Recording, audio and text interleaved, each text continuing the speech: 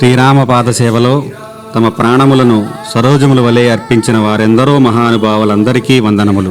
అయోధ్య రామ మందిరం కోసం 500 ఏళ్ల సుదీర్ఘ పోరాటంలో ఎంతోమంది ఎన్నో రకములుగా త్యాగాలను చేశారు. కొంతమంది ప్రాణత్యాగాలు చేశారు, కొంతమంది ధన త్యాగము, కొంతమంది గుడి నిర్మాణము పూర్తయ్యే వరకు చెప్పులు ధరించమని, గోళ్లు తీయమని, జుట్టు కత్తిరించుకోమని, అలాగే మౌనవ్రతంలో ఉంటామని, వారి గౌరవానికి చిహ్నాలు అయిన తలపాకలు ధరించమని ఇలా బలమైన సంకల్పము చేసుకున్నారు. కొంతమంది వారి కల సాకారం కాకుండానే మరణించారు, కొంతమంది వారి కల నిజమవటం చూస్తున్నారు.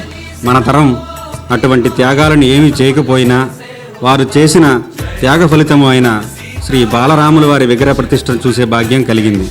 ఇలాంటి అత్యంత ఆనందదాయకమైన సంఘటనకు సాక్షిభూతులు అవుతున్న మనము కేవలం టీవీల్లో ప్రత్యక్ష ప్రసారం చూడటమే కాకుండా రాక్షస సంహారం తర్వాత అయోధ్యకు రాముల వారు తిరిగి వచ్చిన సందర్భంగా ఆ రోజు యావత్ భారతామని దీపావళి చేసినట్లుగా మనందరం అయోధ్య శ్రీరామ విగ్రహ ప్రతిష్టా దీపావళిని ఘనంగా చేద్దాం రండి.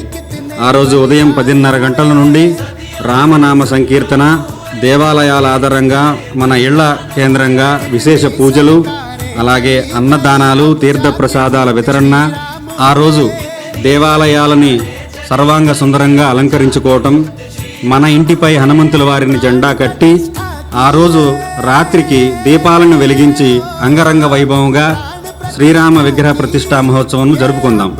అలాగే మన మచిలీపట్నం కోనేరు సెంటర్లో సాయంత్రం 6 గంటలకు శ్రీ సీతారాముల వారి కళ్యాణం చేయ పెద్దలు నిర్ణయించారు. కావున మనందరం కలిసికట్టుగా ఆ కార్యక్రమంలో పెద్ద ఎత్తున భాగస్వాములై ఆ కార్యక్రమాన్ని విజయవంతం చేయ ప్రార్థన.